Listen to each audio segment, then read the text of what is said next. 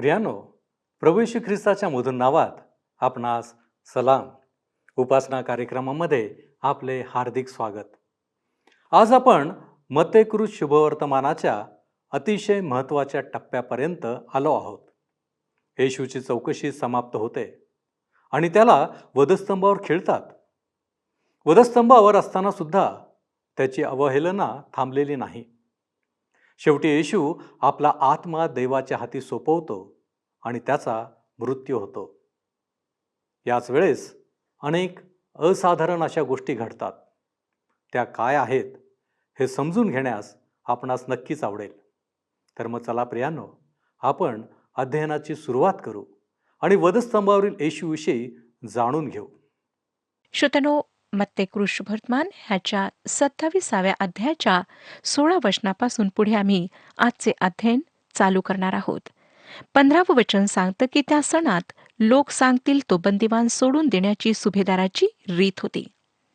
आणि 16वं वचन, आणि त्यावेळेस तेथे बरब्बा नावाचा एक कुप्रसिद्ध बंदिवान होता. खरं पाहता मत्ते आम्हाला संपूर्ण वृत्तांत सांगत नाही, परंतु बाकीचे जे शुभवर्तमानाचे लेखक आहेत त्यांनी थोड्या विस्तृत प्रमाणात ह्याची माहिती सांगितलेली आहे. अर्थातच श्रोत्यानो, पिलाताला जाणवले की धार्मिक पुढारी जी मृत्यूदंडाची मागणी करीत आहेत त्याला काहीच आधार नाही.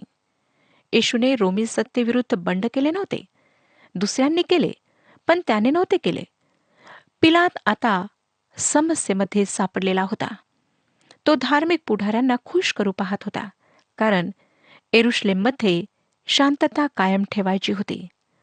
परंतु त्याला जाणवले की सत्य किंवा कायदा ह्याचा आधार न घेता तो मनात येईल त्याप्रमाणे येशूला मृत्यूदंडाची शिक्षा देऊ शकत नाही.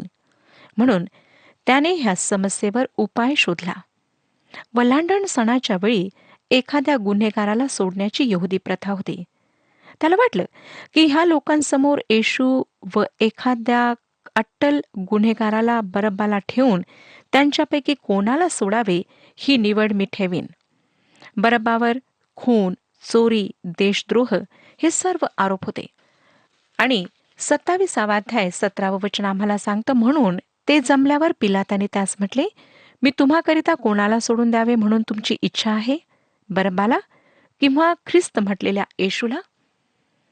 पिलाताला वाटले की सर्व लोक येशूला सोडा असे म्हणतील, कारण बरब्बा आणि येशू ह्या दोघांमधील फरक फार स्पष्ट होता.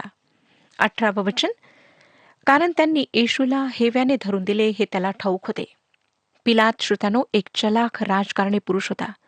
जे काही घडत होते ते त्याला कळून चुकले होते आणि त्याला पूर्ण खात्री होती की जो लोक समुदाय आहे बरब्बाला वधस्तंभावर खिळा म्हणून मागणी करेल व तो ह्या समस्येतून फार सहजपणे बाहेर पडेल.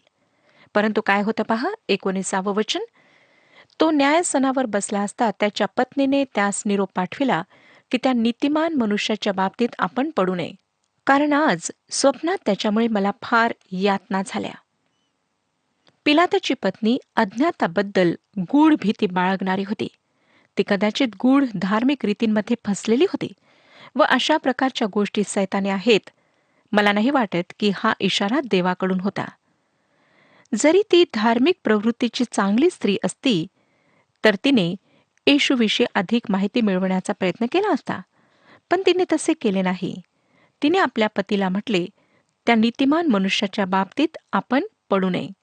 20वं वचन पुढे सांगतं, इकडे मुख्य याजक व वडील ह्यांनी बरब्बाला मागून घ्यावे व येशूचा नाश करावा म्हणून लोक समुदायांचे मन वळविले. लक्षात घ्या श्रोत्यानो की हे धार्मिक पुढारी स्वतः फार चलाख राजकारणी होते. त्यांनी म्हटले, बरब्बाला सोडा आणि येशूला वधस्तंभावर खिळा.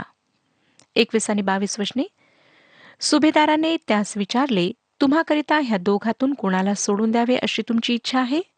ते म्हणाले, बरब्बाला. पिलाताने त्यास म्हटले, तर ख्रिस्त म्हटलेल्या येशूचे मी काय करावे? सर्व म्हणाले, त्याला वधस्तंभावर खिळून टाका. कल्पना करा श्रोत्यानो की रोमी न्यायाधीश समूहाला विचारित आहे की त्याने एखाद्या कैद्यासोबत काय करावे. पिलात न्यायाधीश होता. त्याने स्वतः काय करावे ह्याचा निर्णय घ्यायला हवा होता. योहान आपल्या शुभवर्तमानामध्ये सांगतो की पिलाताने बरेच वेळा येशूला सरकार वाड्यात नेले व खाजगीरित्या त्याला प्रश्न विचारले. असं वाटतं जणू तो त्याला म्हणत होता की तू जर मला सहकार्य देशील तर मी तुला वाचवू शकेन व मी सुद्धा ह्या समस्येतून सुटू शकेन. परंतु येशू स्वतःचा बचाव करू पाहत नव्हता. जेव्हा मी ह्या थट्टापूर्ण चौकशीचे सूक्ष्म परीक्षण करतो तेव्हा मला दिसतं की येशू जणू न्यायाधीश आहे आणि पिलाताची चौकशी होत आहे.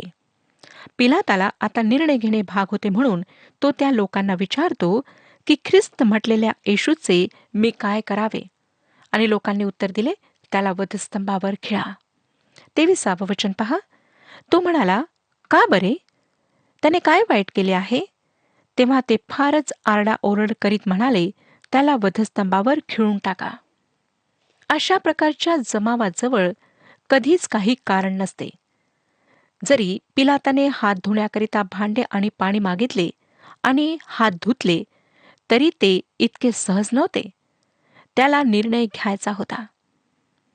24 वचन आम्हाला सांगतं, ह्यावरून आपले काहीच चालत नाही, उलट अधिकच गडबड होत आहे असे पाहून पिलाताने पाणी घेऊन लोकसमुदायासमोर हात धुवून म्हटले, मी ह्या मनुष्याच्या रक्ताविषयी निर्दोष आहे, तुमचे तुम्हीच पहा.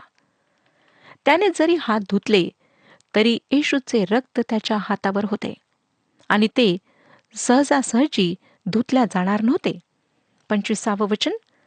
सर्व लोकांनी उत्तर दिले की त्याचे रक्त आम्हावर व आमच्या मुलाबाळांवर असो. श्रोत्यानो, पिलाताला निर्णय घ्यायचा होता व त्याचा निर्णय एका अर्थाने येशूचा नकार होता. 26 वचन पहा.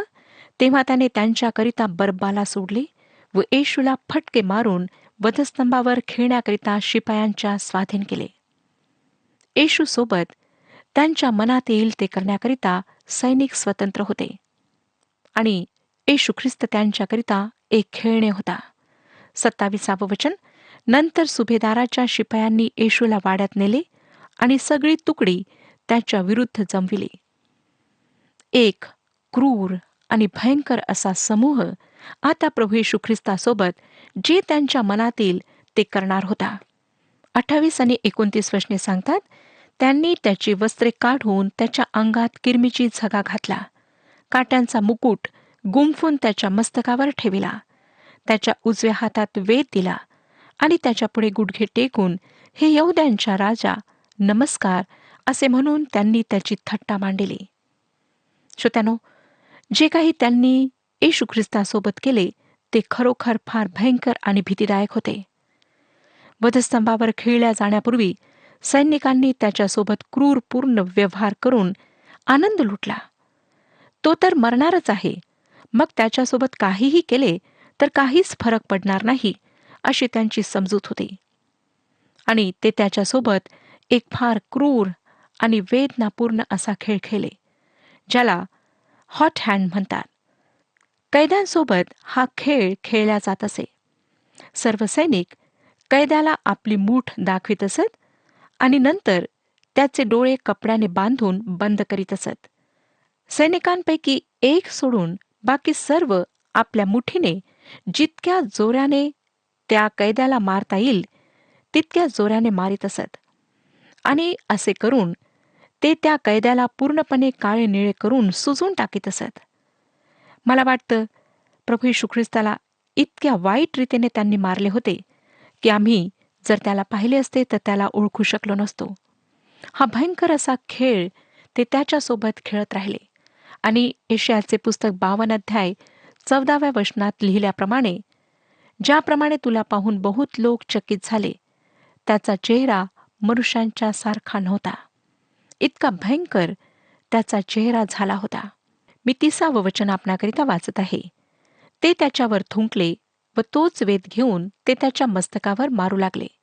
मग त्याची थट्टा केल्यावर त्यांनी त्याच्या अंगातून तो झगा काढून त्याची वस्त्रे त्याच्या अंगात घातली आणि ते त्याला वधस्तंभावर खेळण्याकरिता घेऊन गेले.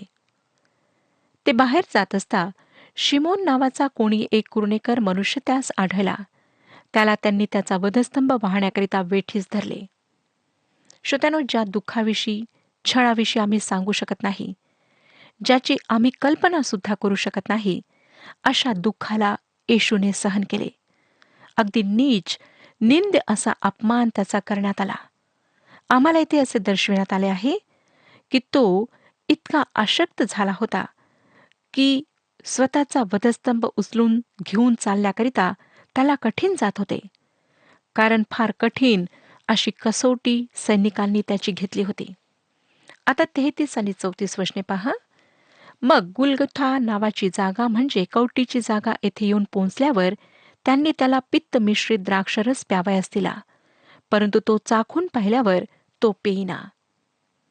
34 वचन स्तोत्रसंहिता 69 अध्याय 21 वचनाची परिपूर्ती आहे. ते वचन सांगतं की त्यांनी मला अन्न म्हणून विष खावयास दिले, तहान भागविण्याकरिता मला आम दिली. पुढे 35 वचन पहा. त्याला वधस्तंभावर खेळल्यावर त्यांनी चिठ्ठ्या टाकून त्याची वस्त्रे वाटून घेतली. ही भविष्यद्वाणी स्तोत्रसंहिता 22 अध्यायामधून आहे, जी वधस्तंभावरील मृत्यूचे स्पष्ट चित्र आमच्या समोर ठेवते. स्तोत्रसंहिता 22 अध्याय आणि 18 वचनामध्ये लिहिलेले आहे की ते माझी वस्त्रे आपसात वाटून घेतात आणि माझ्या झग्यावर चिठ्ठ्या टाकतात. आता आपण 36 वचन वाचूया. 27 अध्याय आणि 36 वचन. नंतर तेथे बसून ते त्याच्यावर पहारा करीत राहिले. ह्या ठिकाणी आम्हाला मानवाची नीचता किती खालच्या तळाला पोहोचू शकते हे दिसत आहे. मला वाटतं ह्या समूहामध्ये तार्ससचा राहणारा शॉल सुद्धा सम्मिलित होता, कारण त्याने नंतर तिमथ्याला पहिले पत्र 1 अध्याय आणि 15 वचनामध्ये लिहिले, ख्रिस्त येशू पापी लोकांना ताराव्यास जगात आला. हे वचन विश्वसनीय व पूर्णपणे स्वीकारावयास योग्य आहे. त्या पापी लोकांपैकी मी मुख्य आहे. मला वाटतं त्याने स्वतःला पापी लोकांपैकी मी मुख्य आहे असे म्हणवले, कारण तो त्या पापी लोकांचा नायक होता. पुढे 37 ते 40 वचने आम्हाला सांगतात, त्यांनी त्याच्यावरील दोषारोपाचा लेख त्याच्या डोक्याच्या वर लावला. तो असा, हा यहुद्यांचा राजा येशू आहे. त्यावेळी त्यांनी त्याच्याबरोबर 2 लुटारू, एक उजवीकडे व एक डावीकडे असे वधस्तंभावर खेळले आणि जवळून जाणारे येणारे डोके हलवीत त्याची अशी निंदा करीत होते की अरे, मंदिर मोडून 3 दिवसात बांधणाऱ्या, तू देवाचा पुत्र असलास तर स्वतःचा बचाव कर आणि वधस्तंभावरून खाली उतर. लक्षात घ्या की ते ह्या ठिकाणी संशय प्रगट करीत आहेत. जर त्यांना थोडी जरी माहिती असती तर त्यांना हे समजून आले असते की तो परमेश्वराचा पुत्र आहे, तर तो वधस्तंभावरून खाली येणार नाही. ह्यावेळी त्याला काहीच सिद्ध करण्याची आवश्यकता नव्हती. ह्यावेळी तो संपूर्ण जगाच्या पापांसाठी त्या वधस्तंभावर आपला प्राण देत होता. 41 वचन. तसेच मुख्य याजकही शास्त्री व वडील ह्यांच्या बरोबरीने थट्टा करीत म्हणाले, तुम्हाला वाटेल की हा भयंकर अशा लोकांना शेवटी त्याला वधस्तंभावर खेळण्यामध्ये यश मिळाले व ते आता त्याला शांतीने मरू देतील.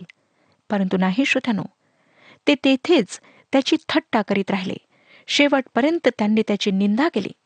42 वचन. त्याने दुसऱ्यांना वाचविले, त्याला स्वतःला वाचविता येत नाही. तो इस्रायलाचा राजा आहे. त्याने आता वधस्तंभावरून खाली उतरावे म्हणजे आम्ही त्याच्यावर विश्वास ठेवू. हे खरे विधान आहे. त्याने दुसऱ्यांना वाचवले, तो स्वतःला वाचवू शकत नाही. जर श्रोत्यानो त्याला तुम्हाला आणि मला वाचवायचे होते तर त्याला त्या वधस्तंभावर ते मरण भोगणे क्रमप्राप्त होते. जर तो त्या वधस्तंभावरून खाली उतरला असता तर तुम्हाला व मला आमच्या पापांबद्दल दंड भोगावा लागला असता. खरे पाहता आमची लायकी तीच होती. आमच्यासाठी फक्त नरक हीच योग्य जागा होती. परंतु त्या वधस्तंभावर ख्रिस्त आमच्या जागी दंड भोगीत होता, आमचा दंड भोगीत होता. ज्या प्रकारे त्याने बरबाची जागा घेतली, त्याने आमची सुद्धा जागा घेतली. ते म्हणतात की त्याने आता वधस्तंभावरून खाली उतरावे म्हणजे आम्ही त्याच्यावर विश्वास ठेवू. श्रोतांनो, काय आपणाला वाटतं का की जर तो खाली उतरला असता तर त्यांनी त्याच्यावर विश्वास ठेवला असता? मला नाही वाटत की त्यांनी त्याच्यावर विश्वास ठेवला असता. 43 वचन पहा. तो देवावर भरोसा ठेवितो. तो त्याला हवा असेल तर त्याने त्याला आता सोडवावे, कारण मी देवाचा पुत्र आहे असे तो म्हणत असे. आपणाला आढळेल की त्या समूहाला कळले की येशूने ईश्वरत्वाचा दावा केला आहे. 44 वचन, जे लुटारू त्याच्याबरोबर वधस्तंभावर खेळले होते त्यांनीही त्याची निंदा केली. मत्ते जे चोर त्याच्यासोबत वधस्तंभावर आजूबाजूला टांगण्यात आले होते त्यांच्याकडे आता आमचे लक्ष वेधित आहे. आणि सत्यस्थिती म्हणजे ते सुद्धा धार्मिक पुढाऱ्यांसोबत त्याची निंदा करण्यामध्ये सम्मिलित होते. एक चोर शेवटी ख्रिस्ताला स्वीकारतो ह्याकडे मत्ते आमचे लक्ष वेधित नाही. मत्तेकृत शुभवर्तमान ह्यामध्ये जे राज्य प्रदर्शित करण्यात आले आहे ते ह्या पृथ्वीवरचे आहे व ज्या चोराने पश्चाताप केला व ख्रिस्तावर विश्वास ठेवला तो त्याच दिवशी ख्रिस्तासोबत स्वर्गलोकात गेला. 45 वचन, मग दुपारी 6व्या तासापासून 9व्या तासापर्यंत देशभर अंधार पडला. 3ऱ्या प्रहरी प्रभू येशूला वधस्तंभावर खेळण्यात आले. हा 3रा प्रहर म्हणजे सकाळचे 9. दुपारच्या 12 वाजेपर्यंत मानवाने जे काही त्याच्यासोबत क्रूरतापूर्ण करता येईल ते कार्य केले. दुपारच्या वेळी अंधकार पसरला व तो वधस्तंभ एक वेदी बनला ज्यावर साऱ्या जगाच्या पापांकरिता परमेश्वराच्या कोकऱ्याला अर्पण केल्या गेले. 46 वचन पहा, आणि सुमारे 9व्या तासाला येशू मोठ्याने आरोळी मारून बोलला, एली एली लमा सबखतनी, म्हणजे माझ्या देवा तू माझा त्याग का केला. श्रोत्यानो, ह्या प्रश्नाचे उत्तर आम्हाला स्तोत्रसंहिता 22 अध्यायामध्ये मिळते. त्याची सुरुवात ह्या शब्दांनी होते, माझ्या देवा तू माझा त्याग का केलास, तू माझ्यापासून इतका दूर का आहेस, माझी आरोळी ऐकण्याकरिता तू का विलंब लावित आहेस. व नंतर 3ऱ्या वचनात आम्ही उत्तर वाचतो, तू पवित्र आहेस. जेव्हा तुमची आणि माझी पापे ख्रिस्तावर लादण्यात आलीत तेव्हा देवाला स्वतःला मागे करावे लागले, कारण तुमची व माझी पापे दूर करण्याकरिता प्रभू येशूला त्या वधस्तंभावर मरणे भाग होते. 47 आणि 48 वचने पुढे सांगतात, तेथे जे उभे होते त्यांच्यातील कित्येकांनी हे ऐकून म्हटले, तो एलियाला हाक मारितो. मग त्यांच्यातून एकाने लागलेच धावत जाऊन स्पंज घेतला आणि तो आंबेने भरून बोरूच्या टोकावर ठेवून त्यास चोखावयास दिला. का? भविष्यद्वाणी पूर्ण होण्याकरिता. स्तोत्रसंहिता 69 अध्याय आणि 21 वचन सांगतं, त्यांनी मला खावयास म्हणून विष दिले, तहान भागविण्याकरिता मला आम दिले. पुढे 49 आणि 50 वचने पहा, इतर म्हणाले, असू दे, एलिया त्याचा बचाव करावयास येतो की काय हे आपण पाहू. मग येशूने पुन्हा मोठ्याने ओरडून प्राण सोडला. तो कसा मृत्यू पावला ते लक्षात घ्या. त्याने प्राण सोडिला. आमच्या प्रियजनांपैकी जेव्हा एखाद्या व्यक्तीचा मृत्यू होतो तेव्हा आम्हाला माहीत आहे की शेवटला श्वास घेणे त्या व्यक्तीकरिता किती कठीण असते. श्वास घेण्याकरिता ती व्यक्ती कशी तडफडते. आमचा प्रभू येशू ह्या प्रकारे मरण पावला नाही. त्याने स्वतःहून स्वतःचा प्राण सोडला. ख्रिस्ताच्या मृत्यूसमयी श्रोत्यानो अनेक लक्षात घेण्यासारख्या घटना घडल्यात. त्यापैकी एक घटना म्हणजे भूकंप. दुसरी घटना म्हणजे मंदिरातील पवित्र स्थानाचा पडदा मधोमध फाटला. 51 वचन आम्हाला सांगतं, तेव्हा पहा, पवित्र स्थानातील पडदा वरपासून खालपर्यंत फाटून दुभागला, भूमी कापली, खडक फुटले. तो पडदा खालून वरपर्यंत फाटला नाही तर वरून खालपर्यंत फाटला, कारण तो मानवाने नाही परंतु परमेश्वराने कापला होता. हा पडदा ख्रिस्ताच्या शरीराचे प्रतीक आहे. जेव्हा त्या वधस्तंभावर त्याचे शरीर छेदल्या गेले, तुमच्या व माझ्या पापांची खंडणी त्याने स्वतःचे शरीर देऊन केली, तेव्हा परमेश्वराजवळ जाण्याकरिता आमच्यासाठी मार्ग उघडला गेला. म्हणून आज तुम्हाला व मला देवाजवळ जाण्याकरिता एखाद्या पुरोहिताची किंवा देवाच्या सेवकाची गरज नाही. ख्रिस्ताद्वारे आम्ही परमेश्वराच्या कृपेच्या सिंहासनासमोर सरळ जाऊ शकतो. पित्याकडे जाण्याचा एकच मार्ग आहे, तो म्हणजे प्रभू येशू ख्रिस्त. तिमोथेला पहिले पत्र 2 अध्याय आणि 5 वचन सांगतं, कारण एकच देव आहे आणि देव व मानव ह्यामध्ये ख्रिस्त येशू हा मनुष्य एकच मध्यस्थ आहे. पुढे 52 आणि 53 वचने पहा, थडगी उघडली आणि निजलेल्या पवित्र जनातील पुष्कळ जणांची शरीरे उठविली गेली. ते त्याच्या पुनरुत्थानानंतर थडग्यातून निघून पवित्र नगरात गेले आणि अनेकांना दिसले. ही घटना अशी आहे ज्याविषयी फक्त मत्तयानेच लिहिले आहे. जास्त सांगण्यात आले असते तर चांगले झाले असते असे आम्हाला वाटते. पण मला खात्री आहे की जसे मत्तयाने ह्या ठिकाणी सांगितले अगदी तसेच घडले. इफिस्करासपत्र 4 अध्याय 8 ते 10 वचने सांगतात. इफिस्करासपत्र 4 अध्याय 8 ते 10 वचने. म्हणून तो म्हणतो, त्याने उच्चस्थानी आरोहण केले तेव्हा त्याने कैद्यांना कैद करून नेले व मानवांना देणग्या दिल्या. त्याने आरोहण केले त्यावरून तो पृथ्वीच्या अधोलोकी उतरला होता. ह्यापेक्षा दुसरे काय समजावे? जो खाली उतरला होता त्यानेच सर्व काही भरून टाकण्याच्या उद्देशाने सर्वोच्च स्वर्गावर आरोहण केले. 51 वचनामध्ये ज्या भूकंपाविषयी सांगण्यात आले आहे तो भूकंप आकस्मिक नव्हता, परंतु परमेश्वराद्वारे आयोजित होता. कारण त्यावेळी अनेक कबरा उघडल्या व संतांची शरीरे उठवल्या गेली. फक्त काहीच संतांची, आणि ते संत अनेकांना दिसले. ह्या लोकांना अनेकांनी पाहिले, कारण मत्तयाच्या सांगण्याप्रमाणे ते पवित्र नगरात गेले व अनेकांना दिसले. आता आपण 54 वचन वाचूया. शताधिपती व त्याच्याबरोबर येशूवर पहारा करणारे हा भूमिकंप व घडलेल्या गोष्टी पाहून अत्यंत भयभीत झाले व खरोखर हा देवाचा पुत्र होता असे म्हणाले.